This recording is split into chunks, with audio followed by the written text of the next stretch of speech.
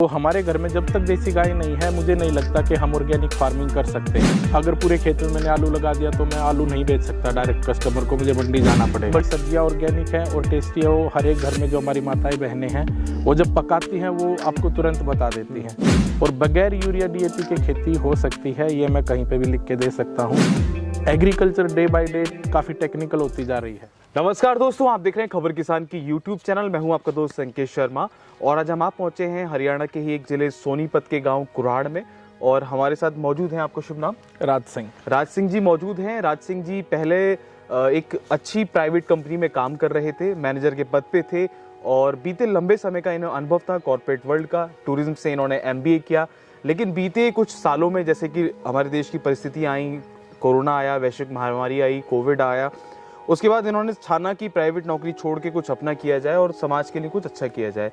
तो आज जानेंगे राजी से कि कैसे इन्होंने इस खेती बाड़ी की शुरुआत करी। बहुत बहुत स्वागत है आपका। धन्यवाद जी। ये जो आपकी पूरी जर्नी थी, आपने प्राइवेट कल्चर की जॉब 10-12 साल करी, अच्छा पैसा कमाया, उसके बाद में आपने एकदम खेती किसानी का कैसे रुख किया? क्या परिवर्तन? मैं एक फार्मर फैमिली से बिलोंग करता हूँ और स्टार्टिंग में ही मेरा इंटरेस्ट था खेती में। जैसे हम स्कूल में जाते थे तो पढ़ाई के साथ साथ हम खेती में भी हेल्प करवाते थे। तो वो एक स्टार्टिंग से आप ये लगा लीजिए कि इस माहौल में हम पले बढ़े। और फिर जैसे हम लोग बाहर गए, कॉरपोरेट वर्ल्ड में जॉब किया और फिर कोरोना के बाद जैसे ही ये सब इंडस्ट्री हिट हुई तो हम लोगों ने ये देखा कि कोरोना में लोग सब इम्यूनिटी के पीछे लगे हैं कि इम्यूनिटी स्ट्रॉन्ग करना है, इम्यूनिटी स्ट्रॉन्ग करना है। लेकिन जब हम खुद के गांव में मैं घूमता था और देखता था तो वो लोग इतने बड़े लेवल पे पेस्टिसाइड्स, यूरिया डालते हैं कि वो हम खुद नहीं खाते थे। हम खुद जाके MP का गेहूं लेके आते थे और ये चारों तरफ आप देखेंगे तो हम खुद गेहूं उगाते हैं, लेकिन इसको खुद नहीं खाएंगे।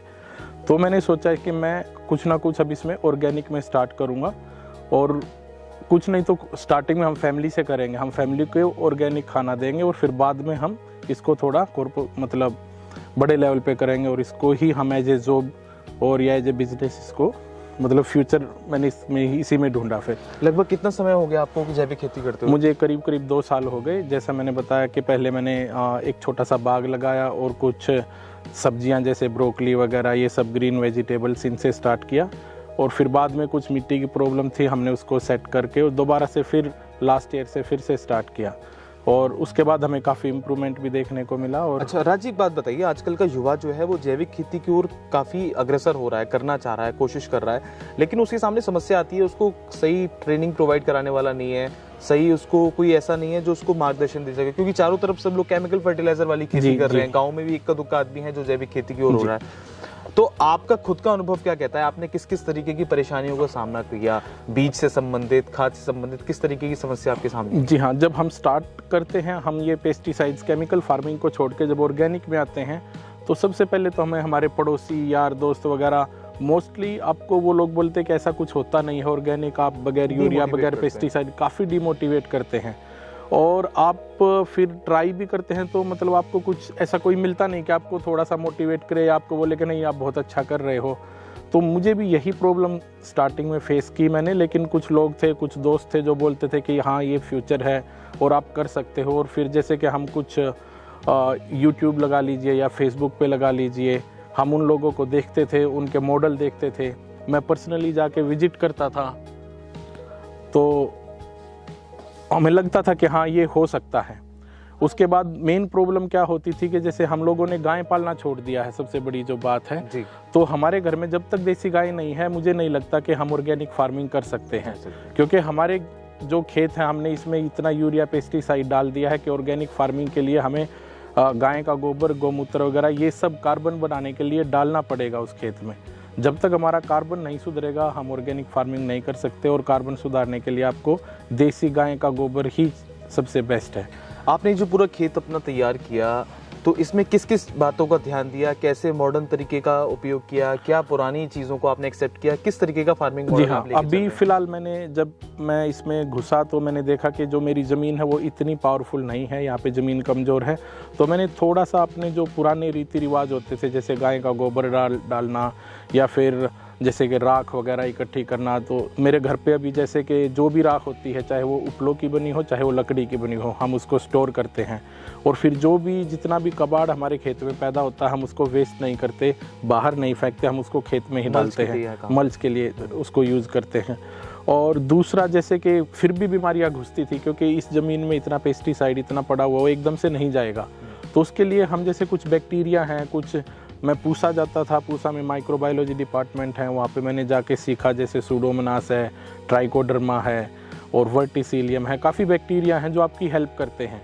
तो हम ऑर्गेनिक फार्मिंग में हमें प्रिवेंटिव चलना होता है। अभी जैसे कि मैं तरबूज लगा रहा हूँ, तो तरबूज में मेरा निमोटोड ना आए, इसके लिए मुझे पहले ही एक बैक्टीरिया डालना पड़ेगा, या पहले मुझे वहाँ पे जैसे कि तरबूज लगाया और कहीं कहीं पे मुझे गेंदा लगाना पड़ेगा, तो हम निमोटोड से बच पाएंगे। तो इसी तरह कुछ कभी हम पूसा इंस्टीट्यूट जाते थे, वहाँ पे हमें कुछ डॉक्टर्स थे या जो भी उनका स्टाफ होता था वो अच्छे से गाइड कर देता था, या कई बार मैं इंटरनेट पे हम लोग खुद पढ़ते थे। अभी जैसे किसी ने बताया सूडोमोनास, तो सूडोमोनास बैक्टीरिया के बारे में हम पढ़ते थे, ट्राइकोडर्मा फंगस हो गया, माइकोराइजा हो गया, इन सब के बारे में हम इंटरनेट पे आपको काफ़ी इन्फॉर्मेशन मिलती है। तो कुछ इंटरनेट से और कुछ हम काफ़ी जो सक्सेसफुल किसानों के मॉडल हैं, मिगलानी जी हो गए हमारे हरियाणा में, और आसपास में कुछ किसान हैं जो छोटे लेवल पे करते हैं, मतलब उनके पास 5 एकड़ है तो 2 एकड़ में कर रहे हैं। तो उनसे हम जाके देख के तभी हमें धीरे धीरे सीखने को मिला। क्या लगता है, आपका खुद का अनुभव क्या कहता है, आसपास के क्षेत्र में कितने लोग ऐसे हैं जो आपके यहाँ जैविक खेती कर रहे हैं? क्या आप उनमें से बहुत कमी में से किसानों में से हैं, या और भी लोग जागरूक हो रहे हैं आपको? जी हाँ, हमारे आसपास के क्षेत्र में आप उनको उंगलियों पे गिन सकते हो। इस गांव में मैं अकेला हूँ, और एक हमारे रिटायर्ड फौजी हैं, वो मेजर के, वो घर के लिए ही ऑर्गेनिक करते हैं, तो उनके पास भी काफ़ी एक्सपीरियंस सीखने को मिलता है। उनका छोटा सा एक पोर्शन है, कभी कभी मैं जाता हूँ, विजिट करता हूँ, उनसे पूछता हूँ कि आप कैसे कैसे करते हैं। तो वो भी बस ऐसा ही वो डिपेंड रहते हैं गाय के गोबर पे और इन सब चीज़ों पे, राख वगैरह ये तो सब। ये जो खेतों से निकलने वाली जो आपकी शुद्ध सब्जियां हैं जैविक तरीके से उगाई हुई, इसको कैसे लोगों तक पहुंचा रहे हैं? अब क्या आपका मॉडल है इसमें? हमने क्या किया, स्टार्टिंग में जैसे हम सब्जियां उगनी शुरू होती थी, हम थोड़े थोड़े पैचेज में डिफरेंट टाइप की सब्जियां लगाते थे, ताकि मैं अगर पूरे खेत में मैंने आलू लगा दिया तो मैं आलू नहीं बेच सकता डायरेक्ट कस्टमर को, मुझे मंडी जाना पड़ेगा। Multi cropping. हाँ, अगर मैंने मल्टी क्रॉपिंग की तो एक कस्टमर आज उसने आलू खरीदा है, कल वो घिया खरीदेगा, परसों तोरी खरीदेगा। तो ये मॉडल हमने स्टार्ट किया। पहले हमने गाँव में दिया लोगों को, पहले हमने उनको फ्री ऑफ कॉस्ट ही बोला कि एक बार आप टेस्ट करके देख लीजिए, घिया लेके जाइए, ये चेक कीजिए और मंडी से चेक कीजिए। तो गांव में लोगों को काफ़ी इम्प्रूवमेंट मिला कि भाई इसमें टेस्ट था, मैंने घिया खानी बंद कर रखी थी, इस घिया में मुझे टेस्ट आया। और जैसे मैंने लास्ट ईयर तरबूज लगाए थे, तो तरबूज में भी काफ़ी, तो जैसे हम एक आदमी को देते थे, वो जाके दूसरे को बताता था और दूसरा तीसरे को बताता था। तो ऐसे हो गया, जो मेरा सर्कल था, फ्रेंड सर्कल था, और जो रिलेटिव्स थे, हमने वहाँ पे कुछ हम शॉपकीपर्स से मिले कि आप जो मंडी से सामान लेके आते हैं वो इस साइड रखिए, ये हमारा सामान इस साइड रखिए, और आप पूछिए जो आपका कस्टमर है कि उसको क्या डिफरेंस फील हुआ कि आप ये मटर खा रहे हैं और एक आप मंडी से ली हुई मटर खा रहे हैं। तो जो भी सब्जियां लेके जाता था उसको डिफरेंस फील होता था। और सबसे बड़ी बात है कि आपकी सब्जियां ऑर्गेनिक हैं और टेस्टी है, वो हर एक घर में जो हमारी माताएं बहनें हैं वो जब पकाती हैं वो आपको तुरंत बता देती हैं। तो आपकी सब्जियां कितनी ऑर्गेनिक है, कितनी पेस्टिसाइड्स फ्री हैं, और लौकी में एक सीटी में पता चल जाएगा। जी बिल्कुल, हाँ, वो आपको, वो सबसे बड़ा हमारा एक मेजरमेंट बोल सकते हैं कि हमें कहीं जाने की जरूरत नहीं कि भाई ये ऑर्गेनिक है, इसमें कितना वो है, वो आपको तुरंत बता देंगे। दूसरा, वो टेस्ट बता देगा आपको। तो अभी धीरे धीरे हमारे जो है कस्टमर बढ़ रहे हैं। हाँ, जैसे एक लेके गया वो दूसरे को लेके आया, दूसरा जो था वो तीसरे को लेके आया। कुछ सब्जियां जैसे जो दिल्ली जाते हैं, वो मैंने जैसा आपको बताया, वो अपने फ्रेंड्स के लिए लेके जाते हैं। कई बार कोई जैसे रिलेटिव आया हुआ है गांव में, कुछ मेरे यार दोस्त हैं, फ्रेंड्स हैं गांव में, उनके घर पे कोई रिलेटिव आता है तो उनको यहाँ से सब्जियां लेके देते हैं कि ये सब्जियां खा के देखना। तो धीरे धीरे मार्केटिंग बढ़ रही है, स्टार्ट चेतना जागृत। जी हाँ। युवाओं को क्या संदेश देना चाहेंगे अपने खुद के अनुभव के अनुसार? हमारे देश के किसान भाइयों को क्या संदेश देना चाहेंगे कि वो भी जैविक खेती की ओर अग्रसर हों, डीएपी, यूरिया और ये ऐसी तमाम केमिकल फर्टिलाइजर का इस्तेमाल करना कम करें या बंद कर दें? जी हाँ, बिल्कुल, मैं युवाओं को बोलना चाहूँगा, और युवा ही आगे फार्मर बनने वाले हैं, क्योंकि हमारी जो पुरानी पीढ़ी थी उन्होंने तो काफ़ी फार्मिंग कर ली, अब उनका इतना टाइम भी नहीं है। जो युवा हैं वो मतलब काफ़ी टेक्निकल वे से भी कर सकते हैं। आज आप देख रहे हैं फार्मिंग में ड्रिप इरिगेशन आ रही है, और काफ़ी मतलब टेक्नोलॉजी डे बाय डे जो है इंक्रीज हो रही है। तो हम अगर ऑर्गेनिक की तरफ जाएंगे तो हमारा जो हम यूरिया पे या काफ़ी सारे पेस्टिसाइड्स कंपनियां डीएपी पे जो भी कंपनी, जो सरकार हमें सब्सिडी देती है वो कहीं ना कहीं गवर्नमेंट के लिए क्लोज है, और बगैर यूरिया डीएपी के खेती हो सकती है, ये मैं कहीं पे भी लिख के दे सकता हूँ। तो सरकार का वो पैसा बच सकता है और वो सरकार उस पैसे को कहीं और लगा सकती है, किसी और कामों में लगा सकती है। आपकी सड़कें, किसानों को प्रोग्रेसिव बनाने जी के हाँ, लिए, उनको प्रोग्रेसिव करने के लिए कर सकती है। उनके खेत हैं जहाँ पे कच्ची रास्ते जाते हैं, वहाँ पे हाँ जी सड़क जा सकती है वहाँ पे। तो हम काफ़ी अपना पैसा बचा सकते हैं जो गवर्नमेंट बेकार में यूरिया और डीएपी पे खर्च कर रही है।